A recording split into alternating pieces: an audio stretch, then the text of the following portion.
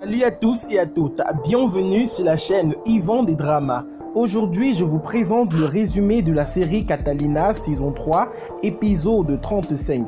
Donc, avant de commencer, surtout abonne-toi et active la cloche de notification pour ne rater aucune de nos prochaines vidéos. Cet épisode s'ouvre donc à la DEA. La Diablesse est en train de négocier avec le chef de la DEA venu des États-Unis. Celle-ci dit donc qu'elle est capable de le livrer Mchilo. La seule condition qu'elle pose, c'est donc que ceux-ci la permettent donc de rentrer dans son pays et également de changer son visage. Car après avoir dénoncé Chilo, elle se fera beaucoup d'ennemis dans son pays. Je veux que vous m'offriez un changement de tête, un changement de look, je ne peux pas sortir comme ça. What? She demands to change her face. Ah oui, et pourquoi? Comment ça, pourquoi? Vous êtes idiot, quoi? Je vous offre sur un plateau d'argent la tête du plus gros narcotrafiquant de toute l'Amérique latine. Maintenant, tous ces hommes vont me chercher pour me tuer. She's concerned about her life. Catalina, qui est toujours chez sa sœur et ses haines en Dario, ceux-ci annoncent donc à Catalina qu'ils vont se marier. Catalina est très heureuse pour eux, mais elle demande à ceux-ci de ne dire à personne pour le moment qu'ils vont se marier, car elle ne veut pas que Mariana la prenne, car si elle apprend cela risque également de lui briser le cœur. Lancez les invitations pour le moment le plus important de notre vie parce que ta fille qui nous a causé tant de soucis va être très... Non, c'est pas ça, Catalina. Vous avez parfaitement le droit de l'annoncer à tout le monde, à vos amis, à votre famille, à tous, Cata. Alors faites vos invitations, envoyez-les, soyez les plus heureux. Je veux juste que Mariana ne la prenne pas. En tout cas, le temps que l'on rentre à Miami, là-bas, je verrai quoi faire avec elle. Je vais peut-être lui conseiller une thérapie, enfin, je sais pas. De l'autre côté, la Démonia est très furieuse contre son fiancé car depuis que Titi est parti avec ses hommes pour tuer Catalina la petite, ceux-ci n'ont pas encore rappelé et elle se fâche donc. C'est ainsi que son chéri prend donc la décision d'appeler Titi pour le demander à quel niveau ils sont. Et qu'est-ce que tu as? Calme-toi. Comment veux-tu que je me calme? Tu vois pas l'heure qu'il est? Et on n'a pas de nouvelles de ces abrutis qu'on a envoyés avec Titi pour tuer Catalina. Fais-moi plaisir, appelle Titi mon nom. Putain les meufs, quand vous avez un truc en tête, vous l'avez pas ailleurs. Tu en es où ta mission? C'est simple mon pote, on est ici avec tes hommes. Et on attend juste que la petite sorte. Comment? Elle n'est pas encore sortie? Non, pas encore. Mais nous sommes bien ici, fidèles au poste. T'as juste pas intérêt à la louper. C'est bien compris? Bien. Ça devrait pas être à moi de faire ton sale boulot. Alors à qui?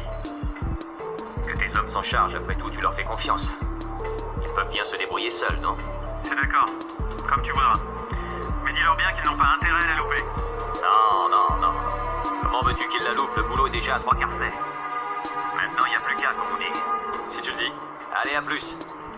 De l'autre côté, dans le petit village de Quintia, Hilda revient donc de voir son mari et elle vient donc trouver Albero à la réception. Lorsque Albero demande à Hilda ce qui s'est passé, celle-ci dit que tout allait bien, mais tout d'un coup, son ex-mari qui est maintenant devenu un chien a bondi sur elle et s'est mis à la broyer. Et elle n'a donc pas pu supporter et les médecins l'ont donc conduit jusqu'à leur bureau. Et Albedo demande donc ce qu'elle a dit au médecin. Si elle a dit au médecin qu'il y a une malédiction qui pèse sur elle et sa famille, celle-ci répond que non, elle n'a rien dit au médecin.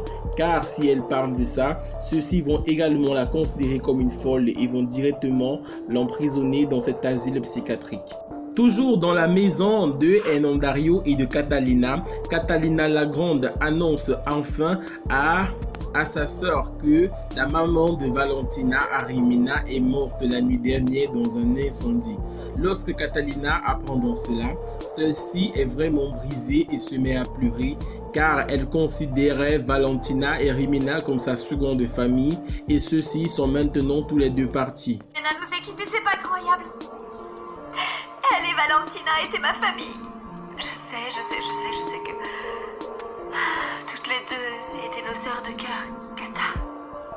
Ah non! C'est pour ça vrai qu'en ce moment, il faut que nous restions forts et plus unis que jamais. Il faut que nous arrivions au fond des choses, de tout ce qui se passe. Nous le devons à Valentina et à Rimena. S'il te plaît. Lorsque Rota et Paola amènent donc les policiers jusqu'à la maison du vieil homme où ils l'ont retrouvé momifié ce matin, ceux-ci entrent donc dans la maison, mais ils n'y trouvent rien ni personne.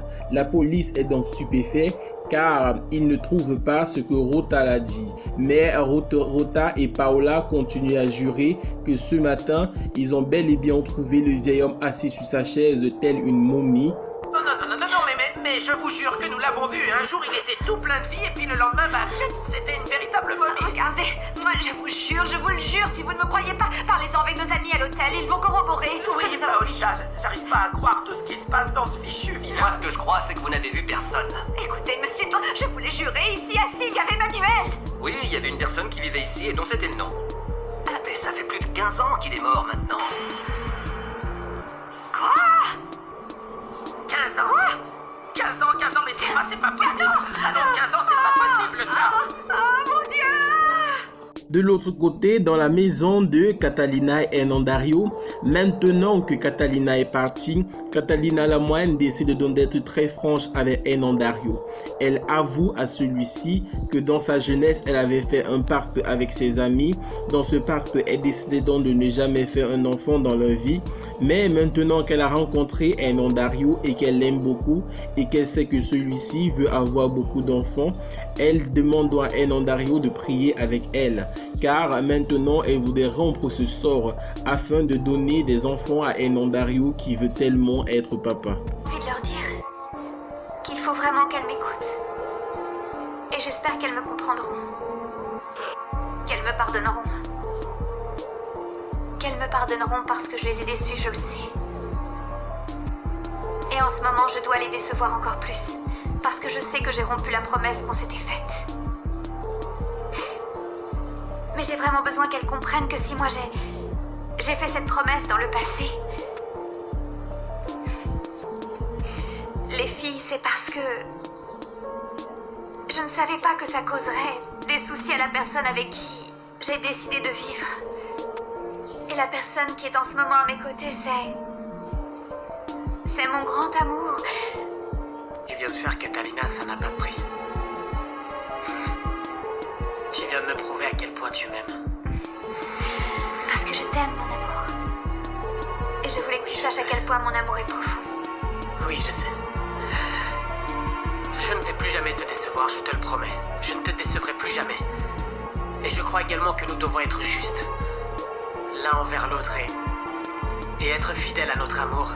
Catalina, qui est au téléphone avec sa mère, avoue donc à sa mère que Mariana, ils avaient tous menti, que ce n'est pas Hernandario qui est le père de l'enfant et qu'ils ne savent pas qui est dans le père de l'enfant jusqu'à maintenant. Oui, ce n'est pas vrai, ce n'est pas la fille d'Hernandario. Nous ne savons pas au moment où je te parle qui est le père de Katika.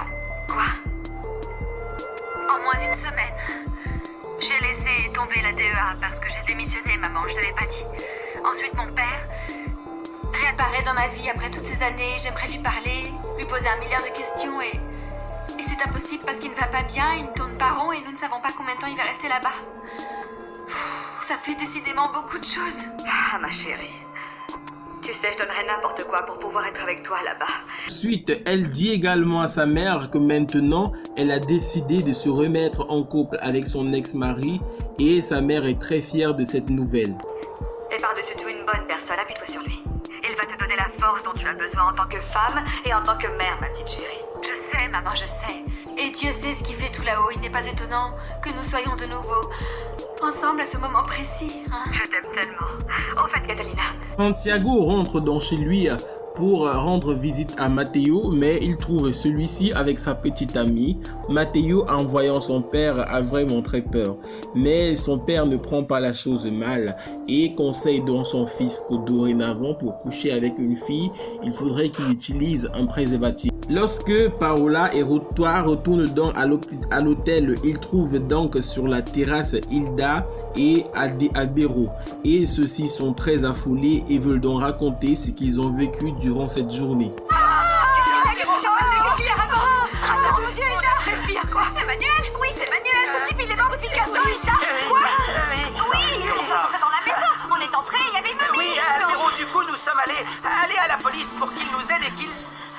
enquête sur cette affaire. Et quand nous sommes arrivés dans la maison en question, celle où nous avions été avant, là, vous vous rappelez, celle dans laquelle on a vu Manuel, eh bien il était là. Et du coup, Paola lui a touché le bras. Et son bras, il est tombé. Non mais le pire, c'est que dans tout ça, la police nous a informé que la personne qui vivait dans cette maison était morte depuis 15 ans. 15 ans. Oh mon Dieu. Oui, enfin, mais ça ne tient pas. Où est-ce qu'elle est, Albero? Non, nous ne l'avons pas vue. Pourquoi, Rotica? Vous êtes... Dans la maison de Catalina, Mariana se décide enfin de sortir de sa chambre. Elle vient au salon pour causer avec sa mère, mais lorsque sa mère demande qui est réellement le père de son enfant parce qu'elle sait que ce n'est pas un nom Dario, Mariana devient folle et s'en va dans sa chambre. Tu ne vas pas fuir cette conversation. Et tu vas me dire à cet instant précis qui est le père de la petite. Eh bien déjà tu sais qu'Hernan Dario n'est pas le père, ce n'est pas lui, qu'est-ce que tu veux savoir d'autre? La seule chose que je sais, Mariana, oui, la seule chose que je comprends, c'est qu'à cette époque, tu as couché avec 2 hommes en même temps. À peine avais-tu fini de coucher avec Hernan Dario que tu étais déjà dans les bras d'un autre. Mon Dieu! Je pensais t'avoir inculqué plus de valeur, plus de décence, Mariana. La décence, toi et moi, maman, nous n'en connaissons que le concept, mais il y a une chose qui dépasse tout, c'est l'hérédité. Tu vas me faire le plaisir de ne pas me parler comme ça, est-ce que c'est bien compris? T'as été prostituée? Non? Tu vas me respecter à partir de maintenant. Il n'y a que la vérité qui blesse, n'est-ce pas? Tu as été une prostituée. Oui, c'est ce que tu as été, tu vois. Et maintenant, tu t'étonnes, ma chère maman, d'avoir une fille comme moi? Dans la maison de Zoraya, Santiago est toujours en train de causer avec son fils. Il faut toujours se protéger. Toi déjà, et elle aussi, non seulement d'une grossesse non désirée, mais aussi pour éviter de contracter une maladie sexuellement transmissible. Alors, ce qu'on va faire, c'est que je vais t'acheter des préservatifs tout de suite et je vais te les donner. À partir de maintenant, c'est ta responsabilité, ok? Non. Enfin, la vôtre, à vous deux. C'est votre responsabilité de faire gaffe et d'assumer cet acte avec maturité, ok? Pendant qu'ils sont en train de causer, Zoraya arrive donc. Vous croyez quoi? Que tu as Qu'est-ce que tu fais, maman? de moi, pauvre abruti? Calme-toi, Zoraya. Désolé, ne me demande pas de me calmer, Santiago! D'où est-ce que tu viens? Tu viens sûrement te coucher avec cette sale garce, n'est-ce pas? Ne mêle pas Catalina à tout ça. Tu te tais! Tu te tais! Tu m'as bousillé la vie pour cette femme, Santiago. Tu m'as bercé d'illusions. Puis tu as rompu avec moi. Et à cause de ça, tu as ruiné ma vie! Ça suffit, maman, baisse ton arme, enfin! Matteo, va-t'en, sors d'ici. Je ne veux pas que tu vois comment je vais tuer ton père. Maman, s'il te Je te plaît. dis de partir, alors fais ce que je te dis! Mais je veux pas te perdre. Si tu fais ça, on va te mettre en prison. Ah, mon chéri, je t'aime. Mais ton papa, non. Attention. Ah, Santiago, tu me lâches! Papa. Lâche-moi!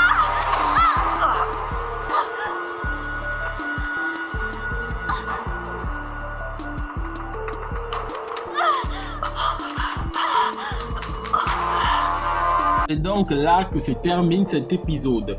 D'après vous, ce coup de feu qui est sorti de l'arme de Zoraya a-t-il touché Zoraya ou Santiago? Dites-le moi en commentaire. Abonnez-vous et activez la cloche de notification pour ne rater aucune de nos prochaines vidéos. À très bientôt.